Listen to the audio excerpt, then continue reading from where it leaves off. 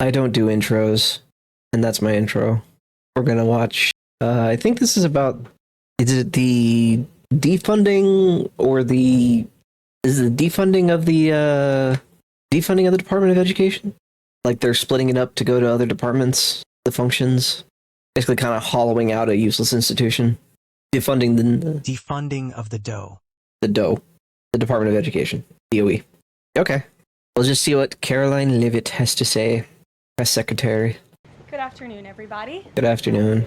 I brought a very special guest with me today, as you can see, Secretary McMahon. So I will begin my remarks. She's going to speak, and then we'll take some questions. She'll take questions, and I'll take questions from you as well. First Do not off, want to steal from yesterday, Nux. First Lady Melania Trump and Second Lady Usha Vance traveled to Marine Corps Air Station New River in Camp Lejeune in North Carolina, where they spent the day meeting with students, educators, military families, and United States Marines. Both Yay. the First Lady Semper and Fi. Second Lady were grateful for the warm welcome and remain deeply committed to supporting military families and the communities that serve our great nation. May God bless all of them. In economic news, the September jobs report showed the American economy remains strong, with 119,000 new jobs added, more than double expectations. These gains came after the summer passage of President Trump's historic tax cuts and multiple big trade deals with countries around the world. In Okay. particular, construction jobs surged by 19,000 in September. I wonder if that has anything to do with the ICE operations, you know? Because I've seen a video where like construction sites are totally empty because all the workers got deported. Oh yeah. How about you start hiring actual Americans? Less people there, more jobs open. Yeah, idea. Worker shortage. Oh no, we can't afford to pay people a living wage because all of our slave labor got deported. Oh, excuse me. The largest monthly gain in a year.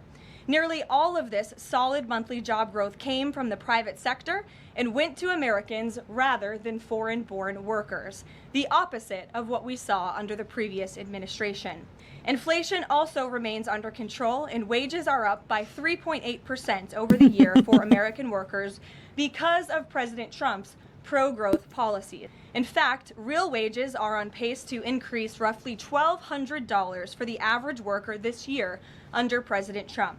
This is a Wait, you say like $12, like $1,200 $1,200 for the average Okay. worker this year under Like, President Trump. per This payday is or a complete per reversal month? of the failed Biden era, when we saw say. inflation skyrocket to 9%, causing private sector workers to see their wages decline by approximately $3,000. We Jeez. know that Americans are still hurting from the 4-decade high inflation caused by Joe Biden and the Democrats. But President everyone Trump is does. making significant progress to fix this, and he will not stop working until he solves it. As the president recently stated, he is never satisfied. For example, President Trump's policies are working to make Americans' Thanksgiving more affordable this year, from their commute to the dinner table. Nearly 100 million Americans are expected to drive next week to spend time with loved ones for the holiday. And thanks to President Trump's drill baby drill agenda, the national average price of a gallon of gas on Thanksgiving Day is projected to be at the cheapest price since the COVID pandemic in 2021. President Trump is bringing down gas prices and Caroline, can you please tell us what the gas price is? That would be very nice. It's the lowest ever, I swear. Drill, baby drill. Yeah, you have to drill for gas if you want more gas, but yeah, well, I'm just saying it would be nice if they would I tell have us. no clue what the gas prices are. I live in Japan. Yeah, rub it in, why don't you? All right. Well, I don't really know what the gas prices are either. I drive an electric vehicle. providing significant savings to American families at the pump. And again, we expect those prices to continue to decline. According to the American Farm Bureau Federation's annual survey, cooking Thanksgiving dinner will also cost less this year than it did last year and is down about 5% overall. Oh, it's down 5%, but it was up like what, 70% or something ridiculous? I think a can of tuna went from $1 to like $2.50 or something. That was like, oh, that was brutal. Struggle meals got expensive even. Like that's how bad things are. I mean, here rice is going up. Wasn't that because there was a crop blight or something? Eh. Well, it doesn't really matter. Pasta's cheap. Pasta is cheap, though. I mean, if it was a crop blight, there's really nothing you can really do about that. It's just nature, kind of. Oh well, rice isn't that expensive here. I could still get it for like, I think it was $2 a pound. It was like $30 for 15 pounds. But I got it at a discount because I got a bulk order. I don't know. You can just stockpile rice. It doesn't go bad when it's dry very fast. It takes like years, right? Well, that, and also the country charges high tariffs on it because they want to support the local farmers. Yeah. But not lowering the tariffs to counteract the blight just means the prices go up for everybody. It was just a bad crop season. It'll probably do better next year. We'll see. But yeah, so inflation was up an insane degree, and now it's coming back down. What? Can we get to the Department of Education stuff? Of the meal, a 16-pound frozen turkey, is down more than 16% from last year, which will provide critical savings for families and their budgets. President Trump's entire economic agenda is aimed at putting more money back into the pockets of hardworking Americans. That's why he signed the largest middle tax cuts in history into law, from no tax on overtime, no tax on tips, to no tax on Social Security. And according to a new study from Piper Sandler, which is out this week, tax filers can expect an extra $1,000 bump to their tax refund next year, and what could be a record-breaking tax refund season. So there is more good news to come. We know these refunds will make a huge difference for Americans to help pay down their bills and use towards life's expenses. In other news this week, President Trump took a significant step toward delivering on a core campaign promise to finally close the Department of Education. This is what we're here for. To shrink the bloated federal bureaucracy, the Department of Education just entered into new interagency agreements with 4 agencies: the Departments of Labor, Interior, Health and Human Services, and State. These agencies will now ensure the delivery of legally required programs while also refocusing them to better serve students. This common sense action brings the Trump administration much closer to finally returning education where it belongs, at the state and local level, not in Washington, D.C. The Democrats' reckless 43-day government shutdown did manage to do one valuable thing. It proved that America does not need a federal Department of Education. During the longest shutdown in history, the Department of Education furloughed 90% of its staff, and America's education system was not impacted whatsoever. Schools do nothing, win. The Gabe Newell strategy of success. Valve with Steam, do nothing, win. All he has, like, all they really have to do to fix the Department of Education is to just throw it back to the states. Yep, the Nux doctrine, do nothing, win. Do nothing, win. But it's just so silly to me. Like, this is all like, why are we even having this conversation? This should have been, like, done forever ago. Also, just stop funding incompetent bureaucrats in schools. I would like to see the entire role of bureaucrat go extinct. I am not a fan of bureaucracy. In fact, I quite hate it. But that might be military background speaking. If you work with the VA, you don't like bureaucrats. Most of the money goes to poor schools, and they haven't changed in their learning. Yeah, yep, that's true. I mean, it's so bad that, like, cities like Memphis have not seen a notable improvement in education quality in how many decades? It's bad. I think ever since the Department of Education was established, it got worse. But then again, it could just be cities. Yeah. I taught in Memphis. Those kids were in rough shape. Yep. All right. Let's see what else Caroline has to say. Stayed fully open across the country. Students attended class and received normal in-person instruction, and our wonderful teachers received their paychecks uninterrupted. The Democrats' government shutdown made it painfully obvious that American families do not need the Department of Education. Since its creation in 1979 during the Carter administration, the Department of Ed has spent over $3 trillion taxpayer dollars. 3 trillion? That's a lot of zeros. 3 trillion and made school actively worse. Oh my goodness. Sounds like the shutdown was actually beneficial. It really was. It's kind of like, why would we need the Department of Education when we can handle this with all the other departments? Free school lunches could go to the Department of Agriculture. Free whatevers can go everywhere else. Yeah, 3 billion. 3 trillion is nuts. It really is. Oof. Without improving student achievement. Despite pure pupil spending having increased by more than 245% since the 1970s, math and reading scores are down in public schools. In fact, the most recent Nation's Report Card from 2024 showed that 13-year-olds' math scores are the lowest they've been in decades, and their reading scores are the lowest since testing began more than 30 years ago. It's clear that throwing more money at a broken system does not work. I mean, yeah, because it's all going towards contract negotiations with the unions and needless bureaucratic oversight. These middlemen exist to exist. They don't actually add any value to the system. I hatar unions. Man. What was that, TTS? It was like you were trying to be XQC for a second. Unions for government jobs shouldn't exist. I agree. TTS had a stroke, lol. It did. If only I could set up an AI to auto-clip for me, that would be funny. All right, moving right along. And that's why President Trump appointed the amazing leader behind me, our Secretary of Education, Linda McMahon, who is making these monumental changes at the direction of the president. We're very grateful to have you here today to talk about these changes and then take some questions. Hopefully folks in this room will have some questions on the very important topic of education. So please, Mrs. Secretary. Thank you. Thank you very much, Caroline. It's really a pleasure to be here with you today, and thank all of you for being here as well.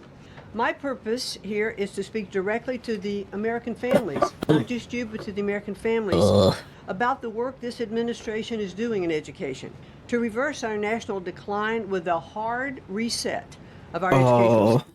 I was hoping she would say with a hard R. That it wouldn't have fit. It'd just been a funny non sequitur random line for the memes. System. That reset was a top campaign promise. Trump loves the hard R, you know. That's funny. Right. Trump to send education back to Nuclear. the states and end Washington's micromanagement of education once and for all. This week we took the most decisive steps thus far to make good on this promise to you. We have linked 6 groundbreaking partnerships with other federal agencies to delegate education department programs that are redundant with existing programs at Labor, State, Interior, and HHS. These interagency I guess HHS is Health and Human Services, for anyone that doesn't know. agreements to cut our own bureaucratic bloat are a key step in our efforts to shift educational authority from Washington, D.C. to your state education agency, your local superintendent, your local school board, entities that are accountable to you, and we encourage parents to always be involved. Cutting federal bureaucracy is never a popular move among D.C. insiders. A chorus of anti-Trump voices have come out of the woodwork to complain that we are defunding education, harming students, or acting without a plan. This could not be further from the truth. The majority of Americans across the country handed President Trump the popular vote precisely because they have seen the brokenness of a top-down education system run by the federal government. They're painfully aware that only 3 out of 10 students can read proficiently at their grade level. 30% proficiency rating for literacy. Oh no. This is why the UK is beating us pretty badly in the IQ department, I think. Wow. That's really sad, honestly. Yeah, it is. 30% literacy. It might not. I'm not even sure if that has to do with IQ. Yeah, it might not. Definitely cause for concern, though. Like, I'm almost one of those people at this point that doesn't believe education does anything for the people at large. Because if the people can't learn, they're not going to learn. So why even waste money trying to force it? Most people don't want to learn. Considering how much reading we do for a daily basis, it's pretty important, I think. It is, but unfortunately it's not taught like it's important. I almost think it'd be better to have people learn reading intuitively like than to go through the school system. Classrooms are not good for learning. That's my conclusion. I've got plenty of hot takes on education. There's also a ton of stories we can learn from reading. Also manga. True. You also can't play most video games if you can't read. So Something to consider. Level. They know that college students are collectively $1.7 trillion in debt, and less than half of college graduates Skill issue. get a job that actually uses the degree which they studied so hard to get. That's because see they more offer teachers useless than ever degrees. before leaving the profession due to burnout, over-regulation, and lack of autonomy in the classroom. Okay, that's Anti-Trump fair. voices are stirring up fear that returning education to the states is a draconian action. When Americans hear that we are shutting down the department, but given no other details, 51% oppose it. But when those same Americans are informed of our plans to preserve important elements of our work in other federal agencies and to maintain the K-12 funding that is distributed to the states, that number flips to an even greater majority. I guess going to the college debt real quick, the student loans are extremely predatory, the terms of which they're set, and colleges have used the student loans to increase the tuition prices to an obscene degree to give you a degree that does nothing for you other than provide a really good red flag to smart employers. If I see you have a degree in some poli-sci nothing X studies or whatever, yeah, I'm not going to hire you because why would I hire someone that doesn't know how life works? Literally, if Dad hadn't suggested that I don't go in debt, I would have gone in debt. Yeah. Dad was incredibly smart for that. Yeah, I had the GI Bill, so I didn't have to worry about that. But I never finished the degree, so... And I was going for what would be considered a useful degree, but H-1Bs kind of nullified that degree, so I was like, why even bother? Mechanical engineering. Yeah, they don't want to pay engineers. They don't want to pay anyone here. It's kind of stupid. My goodness. I dropped out when I found out about our ancestry visa, LOL. Yeah, totally fair. At 56%. And they support returning education to the states and breaking up the bureaucracy. That's because the Department of Education is a pass-through entity. It really is, though. A single student. The money it sends to states for education can be sent directly without waste. The Democrats' government shutdown proved that without a doubt, and I'll reiterate what you said, that the Department of Education was not necessary during the shutdown. Now, this is what I've seen already on my 50-state tour that I've embarked on. Educators are innovating in their schools. States are customizing their budgets and standards, and post-secondary institutions are planning for the economy of the future. But we're not leading them. They are informing us. That's why our final mission as a department is to fully empower states to carry the torch of our educational renaissance. Education is local. It should be overseen locally by those who best know local needs. We're not ending federal... So that argument is actually exactly why mega schools don't work. Like, they need to get rid of these giant schools. They bring them back down to a smaller, more human level. I'd say the schools should have no more than 150 students total across all grade levels. That's a reference directly to Dunbar's number. Yeah, the only reason they're so giant, I think, is for sports' sake. And most schools don't even benefit from the sports. It's so dumb. Thanks for the follow, Gilbertson. I promise you this is peak quality. Yeah, but they can say that their kid went to this specific college or something. Yeah? Well, it's hard to really say for sure, right? Because I don't know, because I'm not a huge advocate for college. Like an alma mater to this high school became a collegiate athlete. Fair, I guess. Hello, welcome. I'm bad at reading. That's why we have the TTS. Gilbertson. All right. Thank you. We are currently watching the press secretary briefing on the defunding of the Department of Education. So I'm starting with politics. Boy, this is going to be funny. Watch everything. I try, just kind of fall apart. Well, I'm not the biggest fan of the Department of Education. I don't think I ever will be. But what I would like to see is for it to be completely defunded and dismantled entirely. It's like she even pointed out, it's a pass-through entity. It's there to fund the bureaucrats. The bureaucrats are definitely not worth their weight in gold. Let's put it like that. Bureaucrats. That is probably the only job title I think needs to go extinct. I hate it. I hate bureaucracy so much. Yeah, I think letting communities take over schooling would be ideal. They actually care about the kids. They do. They do. Oh well, we'll be finding out one day. I gotta do some adjustments on some things. So if TTS breaks for a second, While bureaucrats only care about job security or something. yeah, they definitely don't care about the kids. Okay, I think I fixed TTS. All right, moving on. Federal support for education. We are ending federal micromanagement and paving the way for education renewal through state reforms like school choice, the science of reading, and restoring the right priorities in higher education. President Trump promised to send education back to the states, and we're keeping that promise. America's next generation will look back on the work we've carried out, thankful for an education system that prioritizes students over bureaucracy. Okay, so I like the sentiment, but we could talk about quick reality checks. Can we please get rid of the visas for just pause them for 5 years?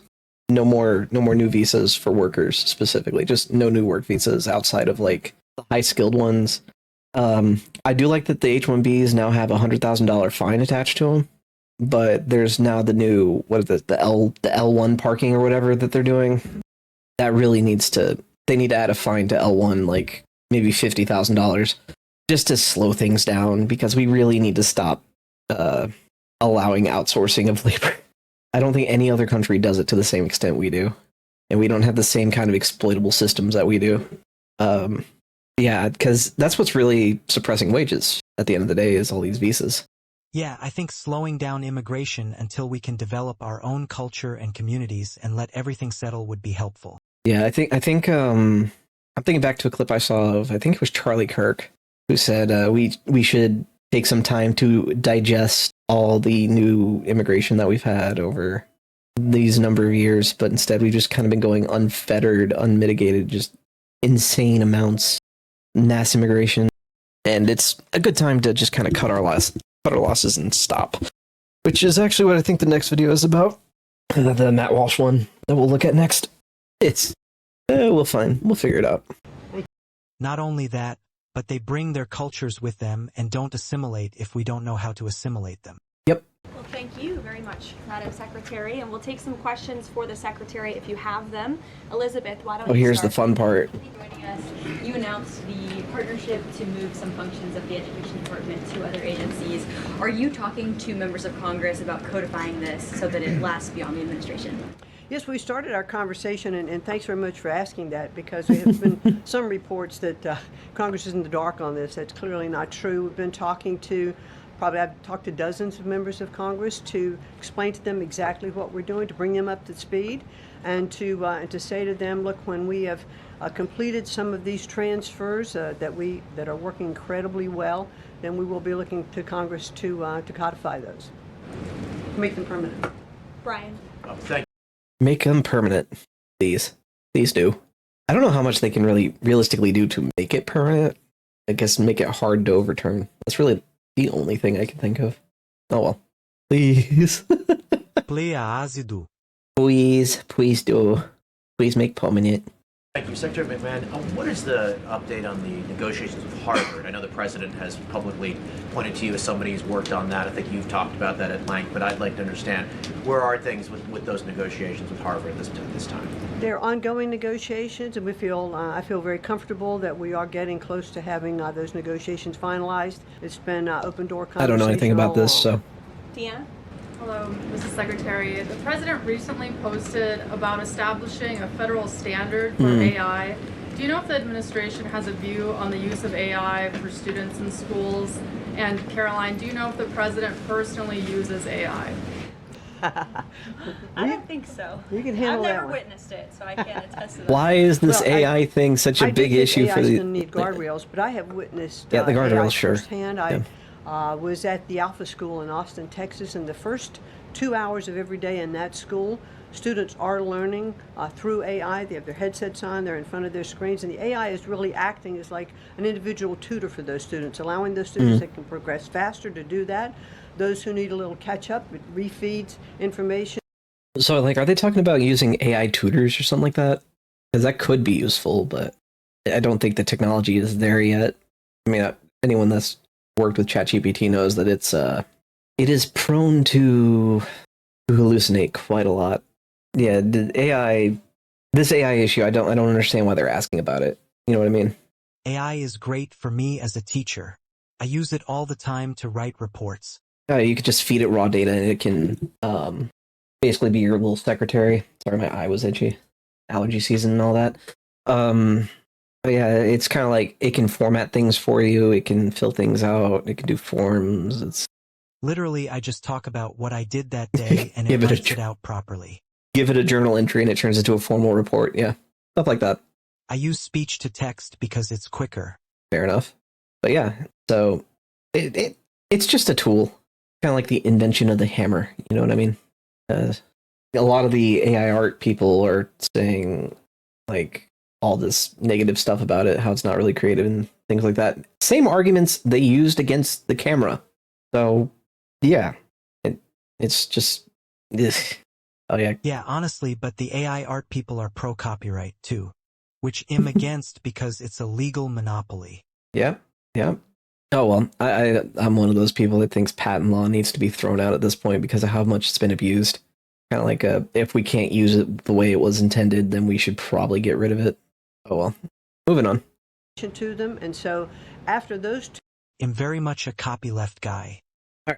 2 hours of learning, the basics of what they're doing in their curriculum that day, then they spend the rest of the day, I mean, they have good recess and all of that time, but then they spend the rest of the day in what are called life skills, and they're actually using the information that they've learned this morning. So I've seen some AI in action that is really proving quite beneficial.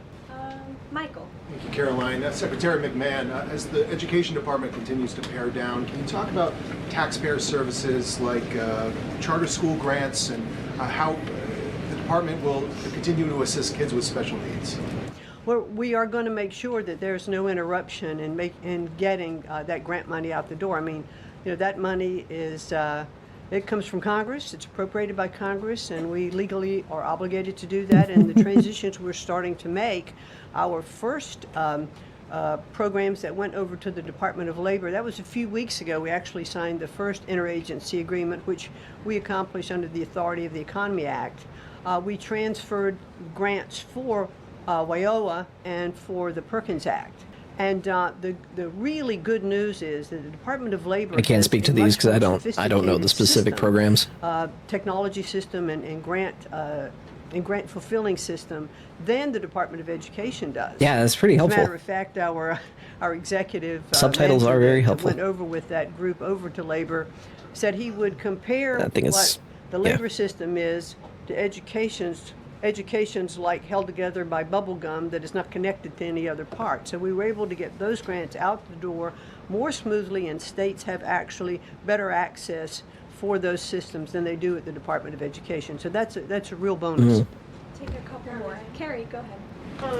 As far as the diversity, equity, and inclusion new regulations that came out from the administrations, a lot of schools, whether high school or even higher education is concerned, some of them are defying these new administration policies, even apparently according to a new report. I'm sorry, I can't hear you. As far as there's been a new report from the administration saying that half of medical schools are defying the administration when it comes to DEI policies. What type of action will the administration take for these schools that are defying the new DEI? Here's what they should do. Pull their funding. All of it. No more grants for you people. You want to pull the funds. Oh my goodness. It's like, just make it the condition for the grant. Like, you can't do this for the grant money. If you want grant money, you can't be doing this. That's it. That's all they need to do. I don't understand why this is such like a complex thing. It really is. Seriously, there's a simple solution. There really is. It's called make it to where they can't receive grants if they continue. Get rid of the money. Yeah. No more grants if you continue to push the DEI stuff. Like that's it. That's all you got to do. Make the grants contingent on not doing that. But they'll never do that. Policies. Well, certainly the president has been very clear, and the Department of Education has taken measures to make sure that as schools are developing, their policies, or if they have open DEI offices, they're closed, or DEI regulations and rules are stripped, from their programs, and so that will continue. We'll take one more. Go ahead. Thank you, Caroline. Secretary McMahon, my question is, since you said 3 out of 10 students are literate with regard to their reading capacity, would now the states help to improve those numbers since you have gone back to the states? Well, what we are finding, that the states that are making great progress, it's through their own innovation. It's not coming from the Department of Education. I think the Department of Education is really misunderstood about what our function is. We don't teach one student. We have nothing to do with the curriculum that are in any states. We are a pass-through pathway from money that's appropriated by Congress to get, to the states. But what we have seen in those states that have taken that initiative and they are embracing the science of reading and returning that into their school programs. Louisiana has done it. Mississippi, they call it the Mississippi Miracle, because they were like... Yeah.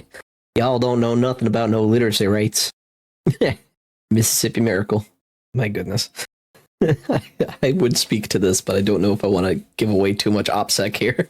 But yeah, I guess I can say I am. Mississippi is the only state in the US that has increased its literacy rates. Yeah. Yeah. I guess for those who are curious, I am based in Mississippi. I'm not going to say where specifically, but yeah, that's my home state. So, if I get a little happy every time Mississippi's mentioned in a positive light, they're doing awesome. Yeah. Anytime I hear Mississippi in a positive light, I'm obviously going to be happy. Louisiana, I think, was doing pretty good too. That was so good on our little boot friend down south. Many people used to make fun of us Mississippians for being dumb. Yep, that's true. Teen pregnancies and such too. And those still happen, but it's not as bad as it used to be, at least by my understanding. Anyway, moving right along. I think bottom or next to last in reading proficiency in Mississippi. And now they're like middle of the pack, which has been a really big jump. Florida has, Iowa has, Tennessee.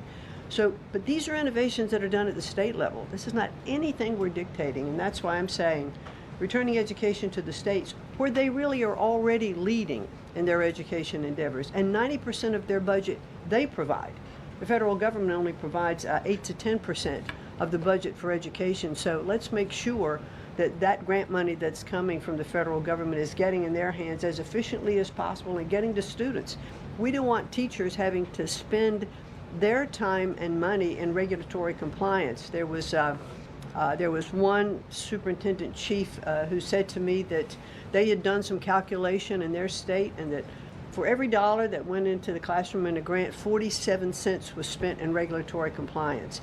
Oh, so wow. Let's get the money into the hands of our students Wow. and our teachers. Let's raise the level of education. The other thing I'll do, and I'll quickly wrap up for Yeah. you. Almost is this half. 50-state tour that I'm have embarked on. We've done about 14 states. We've shut down a little bit during the shutdown. But what I am doing is visiting different kinds of schools, grammar schools, middle schools, high schools, micro schools, private schools, charter schools, the whole gambit. And in the end, my goal will be, as we step away and fully deliver education back to the states, is to provide them with a best practices toolkit of all of the things that I have seen around the country to say, hey, this is working. Check with these superintendents, check with these governors. And you know what I found a little bit is governors are a little competitive. So it's kind of nice to give some of these best practices out there. It'll work because it's already working. If we leave it with the people who are closest to the students, the president believes, as do I, the best education is that's closest to the child, and parents' involvement is critical to the success. Well, by that logic, then homeschool pods are the best type of school. Thank you so much. I appreciate your comments All right. today. Thanks for your great work. Simple Thank you all logic very applied much. there. A busy lady, so we'll let her Come get on. back to work. All right. Thank you again. Well, let's get to it. You guys were so calm with her. I wish you were that calm with me. We'll kick off with our new media suite, as always. Javier, why don't you start us off, and then we'll get to the rest of the room. Go ahead.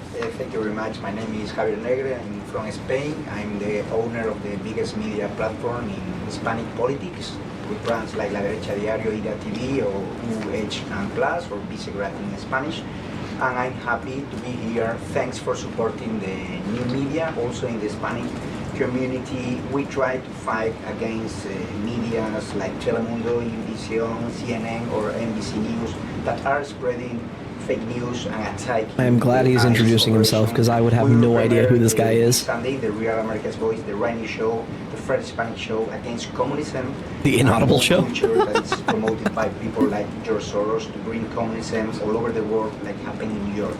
I have two questions for you, if you don't mind. In Mexico, the young people is protesting against President Sheinbaum. They think she's doing nothing against the cartels. Sheinbaum used the police to attack them, young people, kids. Oh, girls, okay. She's Hang on. attacking journalists like me. Let me see if I can get the context for this real quick. So there are riots going on in Mexico right now, and the it's apparently similar to what was happening, I think, in Nepal. And Yes, it's nuts.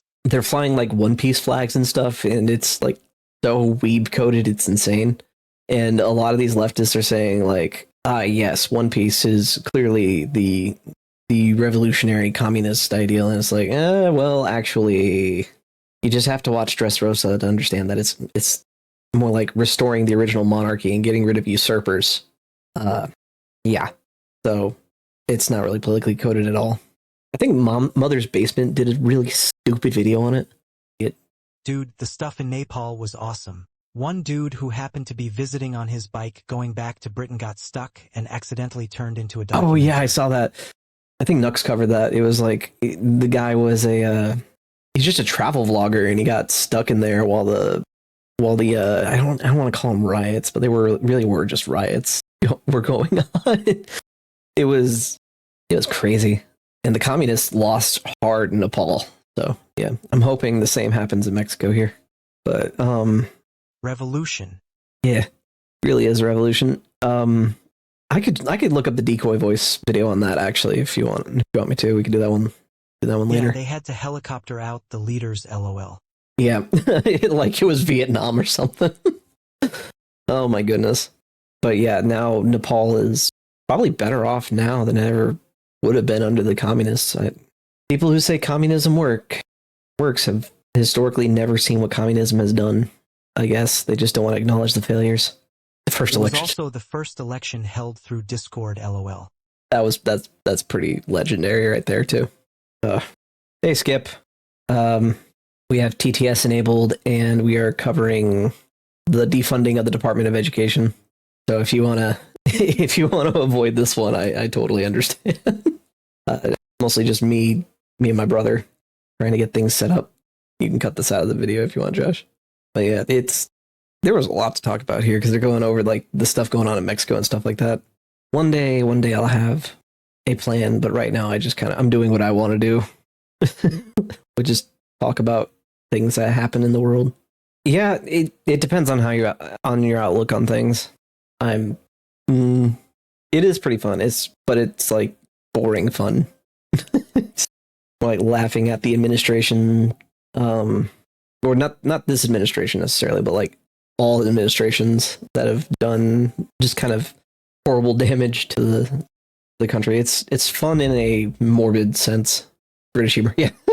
Put it on the gallows. Basically, you don't hate the media enough. Like I said, you can. You don't have to. What's the word? You don't have to stick around if it doesn't interest you, or if you disagree or whatever. I get it, but I think what kind of spurred this one on is If you want to be in the video, you can add TTS by using an exclamation point and adding TTS beforehand. Yeah, I appreciate it, but I will. I guess just to give a heads up, this is very, very political, but I appreciate the support, man. I'll let you know when I get back to doing gaming stuff. But right now, I'm just doing what I got time for. Yeah, politics is a great dividing line, and I'm on the very unpopular side. But it's my opinion, and I can be a little bit more genuine with that. Like I said, I won't ask you to put your neck out for me. If I get canceled, abandon as fast as you can. You got it. Unless you want to try to ride that cancellation wave. I'll be saying some spicy. Very spicy. Very, very spicy. Yeah, don't risk your neck for me, man. I will always be thankful for you for being like like a friend, man. So I get it. But I'm way too small to cancel right now, and if they try to cancel me, that'll be hilarious, because that means I get free publicity. But yeah, you can stick around and watch if you want. I'll do my best not to curb myself too much. Oh, Skip. Before I get into the too spicy stuff, I have an emote. Kick gives you 60 emotes from Go. You can just have 60 emotes. That was made by ChatGPT, by the way. I took the icon I used for this channel, and we made it into a emote. The little man is doing so good. He is still asleep. I'm so proud of him. Just seen him yesterday. He was like pulling up on his feet all by himself. He likes to look right over the edge of the crib. But he falls, and it's like, oh no. Baby. Oh yeah. Sorry. Oh no. Okay, yep. I'll hurry. Moving right along. I think right now it's just kind of questions from the press. I don't know if we really want to cover the rest of it. We'll wrap up here. Where 150 journalists after this guy have asks been killed in the past years. The USA legacy media is attacking President Trump for his comments about the fake news media, while they are not publishing anything about the murders of journalists in Mexico. Why do you think they stay silent about the murders of journalists in Mexico and the attacks to businessmen like Ricardo Salinas? And my second question is, Trump said he has a plan for the narco state of Venezuela. Does he have a plan for Mexico where, according to Stephen Miller, the cartels are controlling governments and territories? Sure. Well, thank you, Javier, for the question, and thank you again for being here. We're proud to have new media voices in the briefing room. As for President Sheinbaum and the president's relationship with Mexico, I will tell you that we have seen historic strides from President Sheinbaum and her administration in Mexico when it comes to cracking down on the cartels. They have been incredibly cooperative with the president's efforts at our southern border to crack down on illegal immigration and also the illegal trafficking of drugs at the southern border. Now the president is very interested in taking additional measures against the drug cartels. He's been very clear about that. He's spoken about it, and this is a promise that he made to the American public. And so his national security team is discussing these options all of the time. And on the campaign trail, the president promised to take on the cartels. He has taken unprecedented action to do so, and he has left additional options at his disposal on the table. So those are only decisions that the president can make. Thank you. Okay. So, yeah, I really don't want to hear from any of the press at this point, though, so I think this would be a good place to wrap up the video. Well, we'll move on to the next one, but man. Yeah. Oh, yeah, I remember that. Yep. I'll have Decoy Voice did a video on that we can look at later. Currently, we're covering old news until we can get the YouTube flow up and going. Oh, yeah, the, maybe you could say whacked. I don't know. But yeah, Josh was saying that he disagrees with her on the president of Mexico. 37 of her political opponents were assassinated. Yeah, that's not a good look. Not a good look at all. Kind of gives you the cartel vibes. But yeah, so we got through the Department of Education stuff. That was really all I cared about. I don't know if anyone would watch a video on this, but if they did, I guess leave a comment. You could end the video there. Bye, YouTube.